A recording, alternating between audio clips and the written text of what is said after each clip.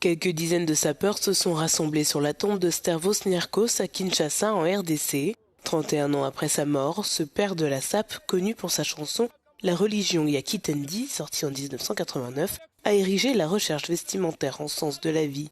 Le long d'un boulevard au cœur de la capitale congolaise, les sapeurs étaient nombreux à voir pari leurs plus belles tenues en son honneur.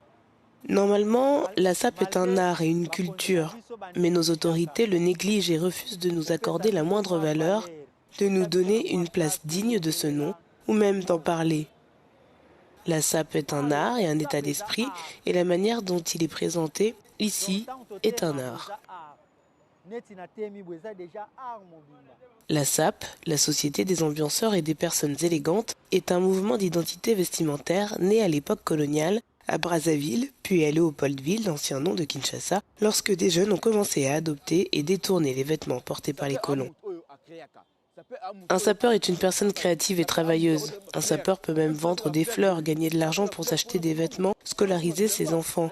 Aujourd'hui, Coco Lingala, en tant que sapeur africain, un sapeur moderne, j'évolue dans un monde de création, d'invention et de fabrication. Créez votre marque et portez-la. C'est ce que j'ai fait et aujourd'hui on la porte. Plus qu'une mode, la sape est un art pour Matikas Adbechou, une des rares femmes sapeuses, présente mardi, est venue de Brazzaville, la capitale jumelle de l'autre côté du fleuve Congo. Beaucoup n'ont pas eu les mêmes opportunités que moi. Je remercie Dieu car même si je ne travaille pas dans la mode depuis très longtemps, j'ai déjà connu beaucoup de succès. J'ai des contrats de mannequin et bien d'autres choses qui m'ont apporté une reconnaissance que je n'aurais peut-être jamais obtenue autrement. Cela m'a beaucoup aidé.